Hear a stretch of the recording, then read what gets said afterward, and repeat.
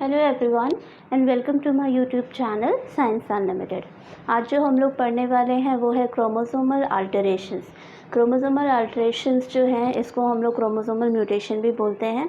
Generally जो mutation होता है that is change in the structure of number of chromosome और change in the structure of gene.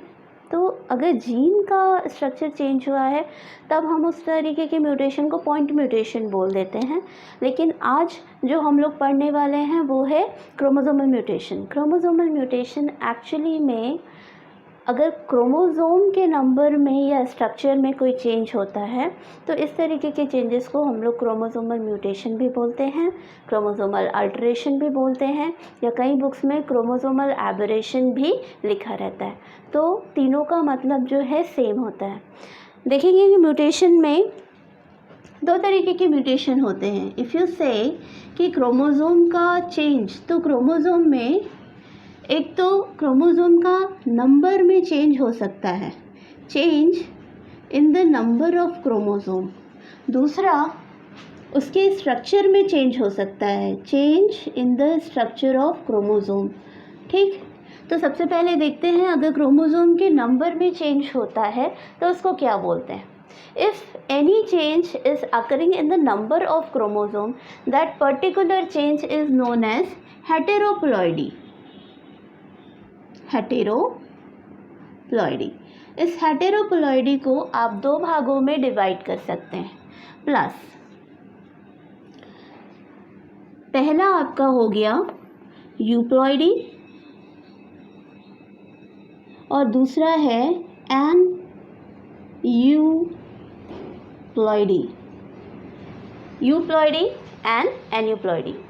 Euploidy जो है इसका क्या मतलब होता है। फॉर एग्ज़ाम्पल क्रोमोसोम्स जो हैं किसी भी ऑर्गेनिज्म में सेट्स में रहते हैं। ह्यूमन के केस में हमारे पास दो सेट है 23 क्रोमोसोम के, ओके, यानी 23 पेयर ऑफ क्रोमोसोम है हमारे पास। वैसे ही हर एनिमल्स में कुछ सेट्स होते हैं। अगर इनके पूरे के पूरे सेट में कोई चेंज हुआ हो तब हम लोग उसको बोलते हैं यूप्लॉइडी। फॉर एग्ज़ाम्पल आप लोगों ने वीट के प्लांट में या रोज़ के प्लांट में बहुत सारी वैरायटी देखी होगी। ये जो वैरायटीज़ डेवलप हुई है वो पॉलीप्लॉइडी की वजह से हुई है। पॉलीप्लॉइडी मतलब अलग अलग क्रोमोसोम में अलग अलग क्रोमोसोम के सेट जो है वो मौजूद रहते हैं। अलग अलग वैरायटी में अलग अलग क्रोमोसोम के सेट जो है वो मौजूद रहते हैं, ओके। इसी को हम लोग यूप्लॉइडी बोलते हैं। फॉर एग्ज़ाम्पल कुछ एनिमल में सिंगल सेट रहता है जिसको हम लोग बोलते हैं हैप्लॉइड। हमारे में जैसे ह्यूमन के केस में डिप्लॉइड मिलता है, दो सेट ऑफ क्रोमोसोम्स होते हैं, ओके।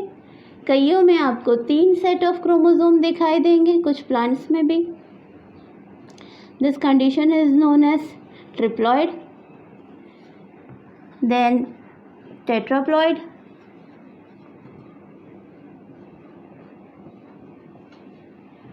पेंटाप्लॉइड,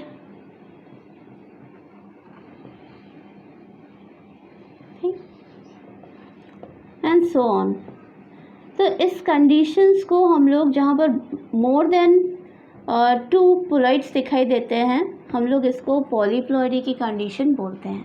सो यूप्लॉइड में the entire set of chromosome will be change.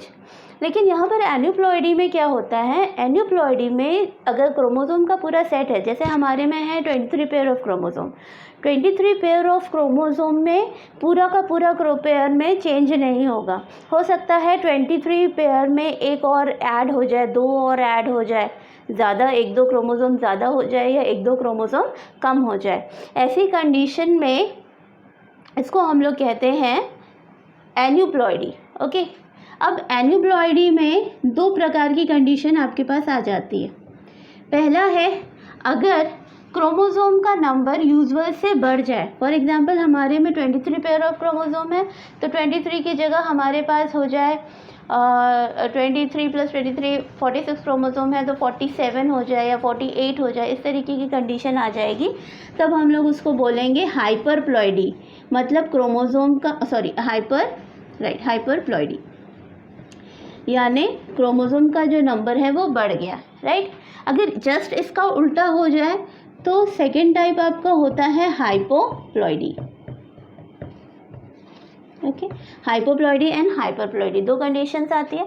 हाइपरप्लॉइडी भी आपका दो टाइप का होता है। हाइपरप्लॉइडी में अगर एक नंबर बढ़ा आपका, तो है ना, क्रोमोसोम के पूरे सेट में अगर एक नंबर बढ़ा क्रोमोसोम का, तो हम लोग इसको बोलते हैं ट्राइसोमी की कंडीशन। फॉर एग्जांपल हमारे में a diploid set of chromosome है, for example this is a diploid chromosome, इसमें प्लस एक क्रोमोसोम आकर बढ़ गया एक्सीडेंटली, तब हम लोग इस कंडीशन को ट्राइसोमी की कंडीशन बोलते हैं।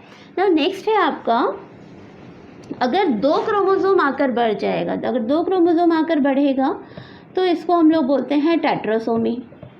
टेट्रासोमी में क्या होता है, आपका डिप्लॉयड में दो एक्स्ट्रा क्रोमोसोम आ जाते हैं। ठीक, तो ट्राई मतलब 3, इसमें कोई भी एक सेट में 2 की जगह 3 मिलेगा, और इसमें टेट्रासोमी में कोई एक प्रकार का सेट जिसमें 2 होने चाहिए, उसमें 4 क्रोमोसोम्स जो हैं आ जाएंगे।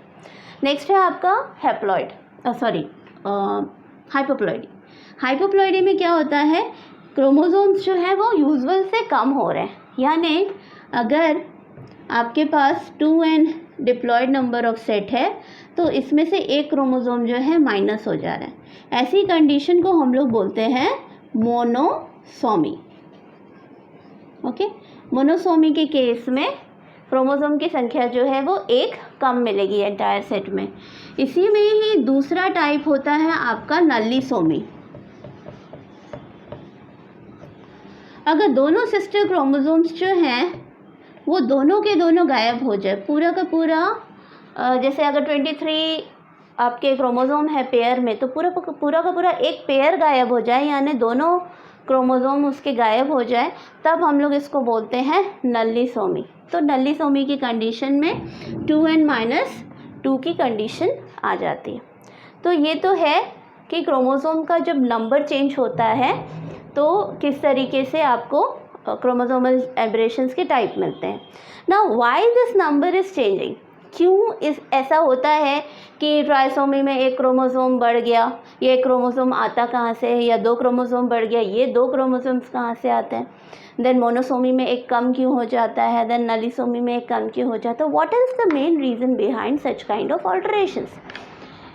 तो एनिप्लॉइडी का सबसे जो मेन कारण होता है वो होता है non disjunction, the process of non disjunction. Let me rub this, non disjunction.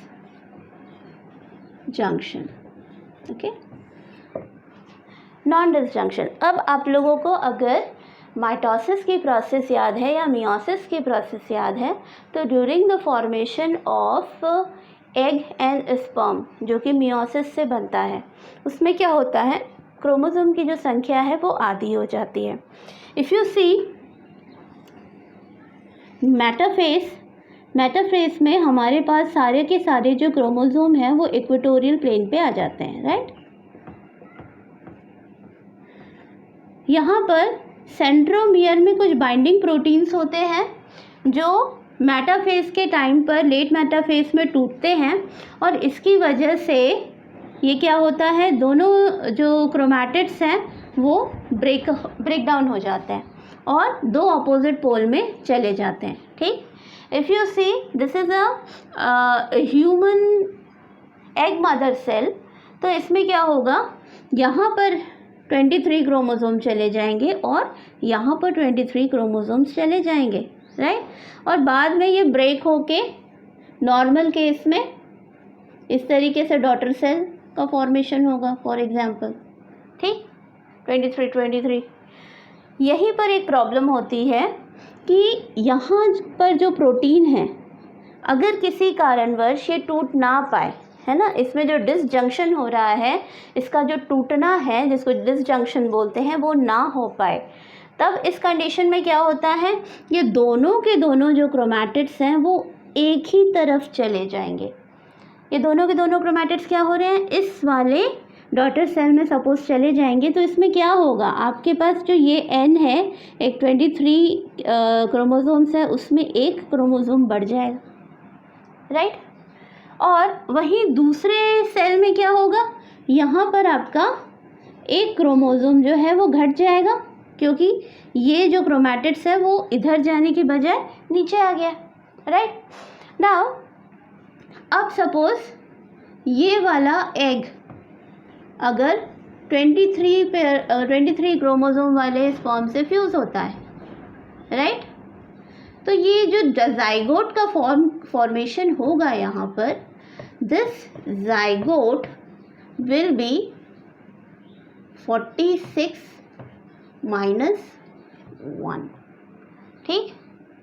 और दिस ज़ाइगोट यहाँ पर अगर इस वाली कंडीशन से स्पर्म जाकर मिलता है तो इस ज़ाइगोट में आपके कितने क्रोमोसोम आएंगे, 46 + 1, इसमें 46 - 1 दैट इज़ 45, इसमें 46 + 1 दैट इज़ 47, ठीक। तो इस तरीके के एबनॉर्मल ज़ाइगोट का फॉर्मेशन होगा। तो क्योंकि यहाँ पर क्रोमैटिड्स जो कि डिसजंक्शन होना था प्रॉपर वे में एनाफेज के समय, वो डिसजंक्शन नहीं हो पाया, इसीलिए इस कंडीशन को हम लोग बोलते हैं non disjunction. So non disjunction is the prime factor of aneuploidy. Aneuploidy जो है वो नॉन डिसजंक्शन की वजह से होता है, राइट ना। आई होप इतना आप लोगों को समझ में आया हो। Let me rub this. अब चलते हैं स्ट्रक्चरल चेंजेस की तरफ।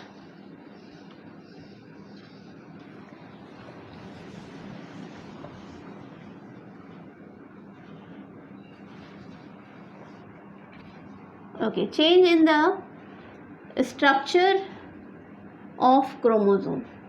क्रोमोसोम का जो स्ट्रक्चर चेंज होता है बेसिकली हम लोग 4 टाइप के मानते हैं। पहला है डिलीशन, राइट।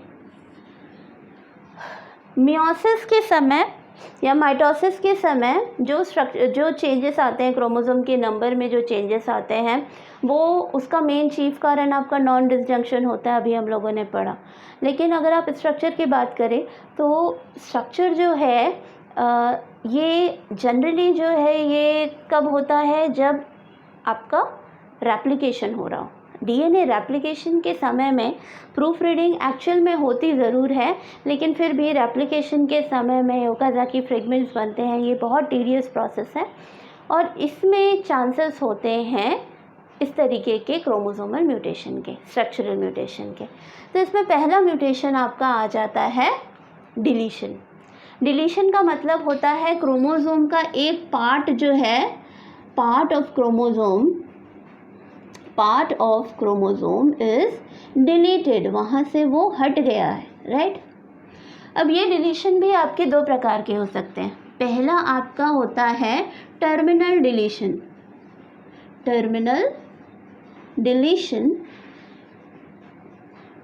और दूसरा आपका हो जाता है intercalary deletion. Okay, intercalary deletion.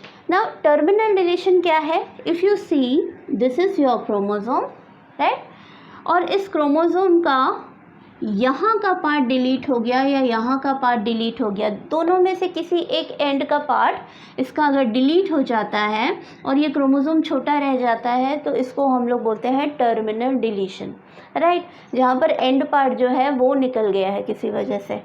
अब यही अगर एंड पार्ट ना निकल कर ये बीच का पार्ट जो है वो डिलीट हो जाता है, राइट,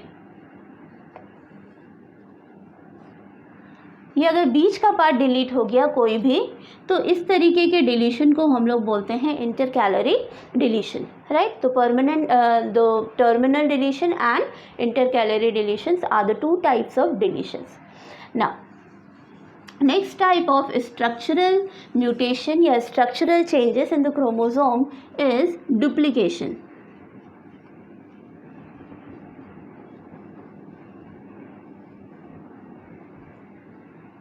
ओके, डुप्लीकेशन में क्या होता है? Part of chromosome repeats during replication, ठीक। रेप्लिकेशन के समय अगर क्रोमोसोम का कोई पार्ट जो है वो रिपीट हुआ तब हम लोग उसको बोलते हैं डुप्लीकेशन। अब डुप्लीकेशन के टाइप्स देखिए। डुप्लीकेशन में सबसे पहले आपका आ जाता है tandem duplication. Tandem duplication, okay. Then दूसरा आ जाता है आपका reverse tandem duplication. Reverse tandem duplication, okay. Tandem duplication का मतलब होता है, फॉर एग्जांपल कोई भी एक सेगमेंट आप क्रोमोसोम का ले लीजिए, फॉर एग्जांपल दिस ABCDEFG, ये सपोज एक क्रोमोसोम का सेगमेंट है और इस सेगमेंट में अगर ये BCD का पार्ट जो है वो रिपीट होकर इसी के आगे लग जाए तो क्रोमोसोम का लेंथ जो है वो इंक्रीज हो जाएगा, right. It could be written as ABCD then BCD again, okay. तो ऐसे केसेस में क्रोमोसोम का जो लेंथ होता है वो लंबा हो जाता है और ये जनरली किसी म्यूटेशन, ये पॉजिटिव म्यूटेशन की तरह से देखा गया है और देखा गया है कि जहाँ पर भी ये डुप्लीकेशंस वगैरह होते हैं वहाँ पर किसी पर्टिकुलर कैरेक्टर की इंटेंसिटी जो है वो बदल जाती है, वो इंक्रीज हो जाती है। Now reverse tandem duplication. Reverse tandem duplication में क्या होता है, फॉर एग्जांपल आपका ABCDEFG इस तरीके से है तो रिपीट तो होगा लेकिन जब ये लगेगा तो ये उल्टा लगेगा। फॉर एग्जांपल BCD जो है उसका डुप्लीकेशन हुआ, okay, the first pair will be as it is और सेकंड पेयर जो है वो DCB, मतलब उसमें डुप्लीकेशन हुआ लेकिन ये जो सेगमेंट है जस्ट उल्टा आकर लग गया, तब हम लोग इसको बोलते हैं रिवर्स टेंडम डुप्लीकेशन। तो रिवर्स टेंडम डुप्लीकेशन में इस तरीके की कंडीशन हो जाती है, ठीक। एक और होता है जिसमें ये जो डुप्लीकेटेड पार्ट है ये दूसरे क्रोमोसोम में भी जाके लग सकता है, जैसे P, Q और S एंड DCB जो कि इससे रिलेटेड नहीं है। इस तरीके की कंडीशन भी डुप्लीकेशन में आ सकती है, okay. So these are the type of duplication. Next आपका है ट्रांसलोकेशन, ओके। ट्रांसलोकेशन में क्या होता है,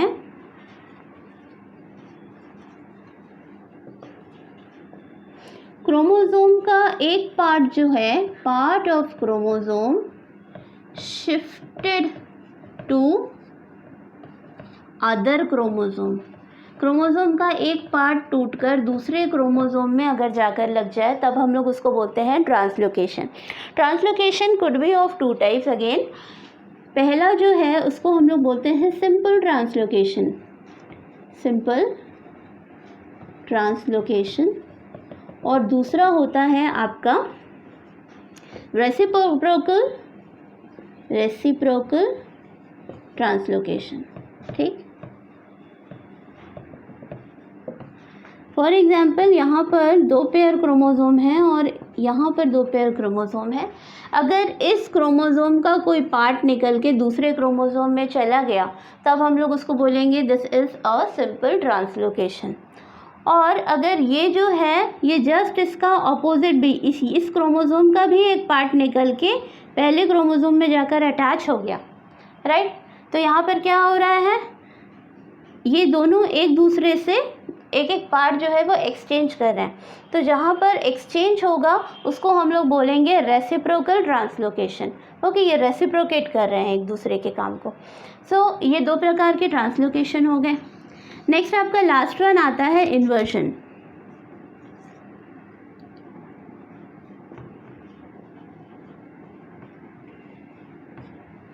inversion, right. Inversion is very simple. अगर क्रोमोसोम का कोई पार्ट ऑफ क्रोमोसोम, ठीक, रिवर्स होकर फिर से वहीं पर लग गया,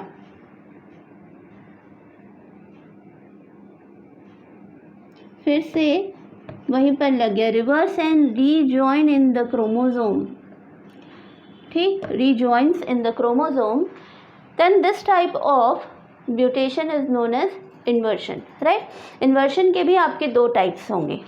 पहला आपका हो जाएगा paracentric,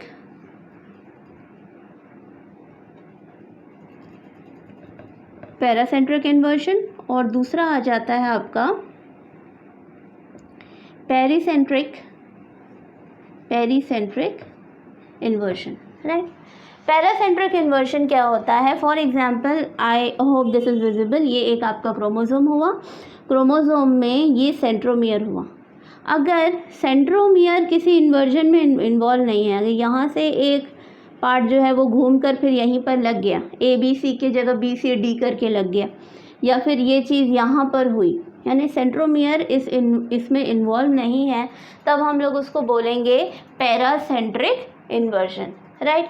second type of inversion में क्या होता है? सेकेंड टाइप ऑफ इन्वर्जन में आपका जो सेंट्रोमियर है वो इन्वॉल्व होता है। फॉर एग्जांपल, ये रीजन अगर घूम गया, लेट मी मेक दिस, ये पूरा घूम गया, सेंट्रोमियर इधर हो जाएगा और फिर वापस से घूम कर लग गया, तो इसको हम लोग बोलेंगे pericentric, pericentric type of inversion. It could be noted कि पेरीसेंट्रिक इन्वर्जन जो होता है वो स्पेसिएशन के लिए रिस्पॉन्सिबल माना जाता है। इसका मतलब एक स्पीशीज़ से दूसरे स्पीशीज़ को पैदा करने वाला जो म्यूटेशन है वो इस तरीके का पेरीसेंट्रिक इन्वर्जन हो सकता है, राइट। तो ये इतने प्रकार के आपके क्रोमोसोमल म्यूटेशन होते हैं। आई होप आप लोगों को आज की क्लास में ये सब समझ में आया होगा। If you have any kind of doubt, any kind of questions and queries, please ask me, I will be happy to answer each and every question of yours. Thank you for now and let's meet again.